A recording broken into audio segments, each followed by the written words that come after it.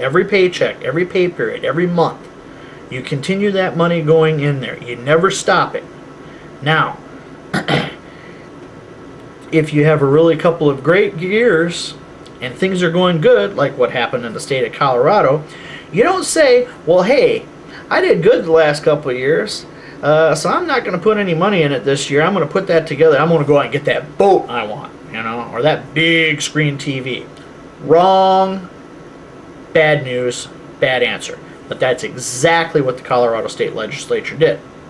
Well, guess what? The market then had a few not so good years. Not necessarily bad years, they just weren't all that great. Then the PIRA fund was now underfunded due to the fact that they had taken that money out and shoved it into these pork barrel projects.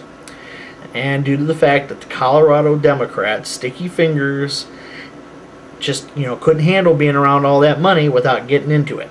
Okay?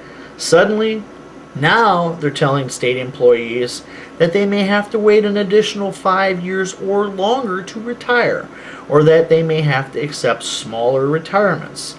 This is because you can't ever leave a dollar lying around a Democrat, and because a room full of legislators only know how to spend money, not make it. This is not a difficult concept, people. The next point I'd like to make is specifically on Congressman McDermott's charge when he says that the savings rate isn't going up. What he conveniently does not mention, or perhaps he's just too ignorant to know, which I doubt, is that the savings rate that he's discussing doesn't include gains to money you invest in the stock market. It absolutely ignores the buildup of net worth.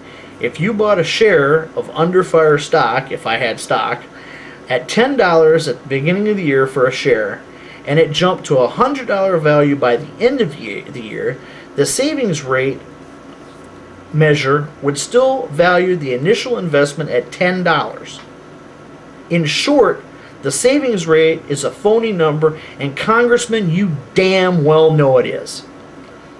My next point is basic market investment. These idiots would have us bail out of the stock market right at the bottom of the market. That has got to go down on the list of top 10 harebrained ideas in this century. And for those of you who may be saying, hey Ken, I'm losing my butt right now. My investments have taken a beating. My 401k is in the tank. My response is this. As of today, my 401k, I'm looking at it on the computer screen in front of me right now. I just looked at it, in fact, because I haven't been paying attention because I know what's happening. Right now, I am down 43+% since August. For the record, I am not moving my money out of the funds I have them invested in unless Robin Hussein Obama Hood and his band of merry socialists make a grab for my money. It will be then and only then that I will bail out of this market. More on that later. The next great idea from this mental midget, Ghilarducci, is that on these wonderful government retirement accounts, the government, would pay a lousy 3% rate of return, adjusted for inflation.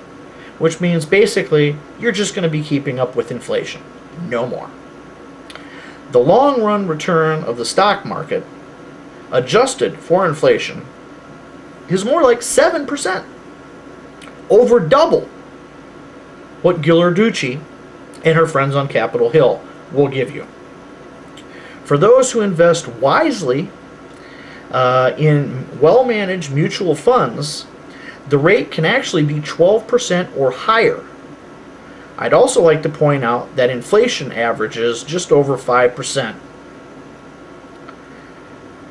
Okay, so how are we going to illustrate this, since I don't have all of these wonderful video graphs that I can flash up in front of you with the little pie graphs and charts and all that good happy hoo-ha.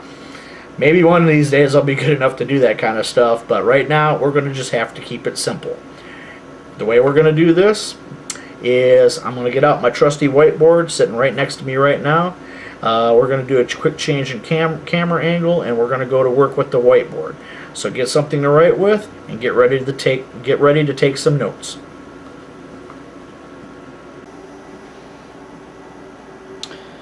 Okay, so here we go. Not so long ago, Albert Einstein said that compound interest is the most powerful force in the universe. Now we're going to see why he said that. So let's crunch some numbers here, shall we? Say we are one of the poor suckers who has been forced, and I emphasize forced, to invest in the government retirement plan.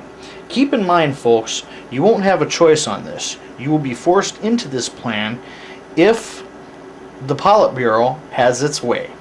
Now, let's also say we are investing $200 a month, and that we're going to be doing so for 35 years, which is roughly what you can expect to work in a professional lifetime.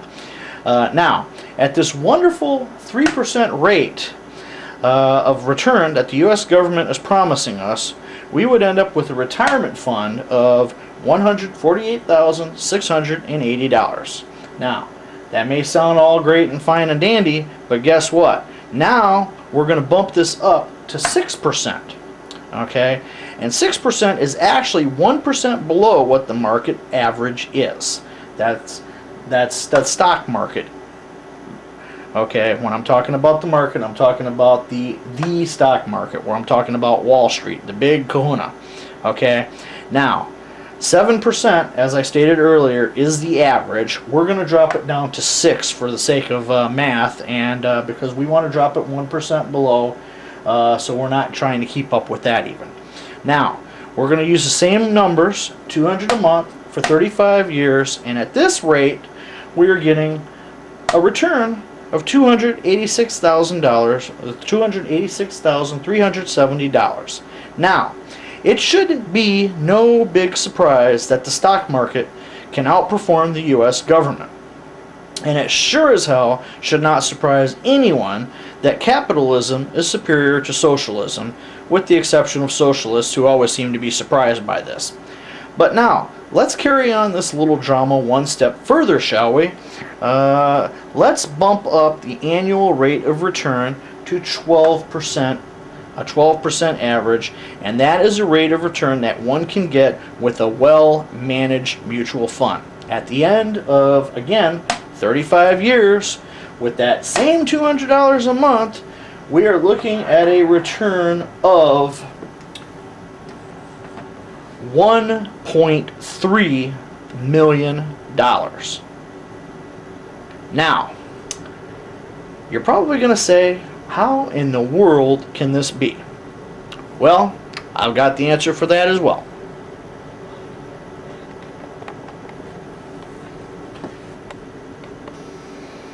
Okay, so the answer to this question is simple, and it's called the Rule of 72. The Rule of 72 is something that all bankers and all professional investors know about. It's also something that those very same bankers, as well as liberal politicians and socialists, don't want you to know about. To define this rule is very simple. It is nothing more than a simple calculation of the number of years it will take for you to double your investment at a given interest rate. For those of you who want more details, simply go to Wikipedia and do a search for Rule of 72. That's the number 72, Rule of 72, and it will give you all the details you could ever want on the Rule of 72 and how it works. I kept it simple. I didn't feel the need to go into all of the details on it, but if you go there and take a look at it, you will see that what I have here is spot on. Okay, to give you a way to visualize this, we're going to use a simple number.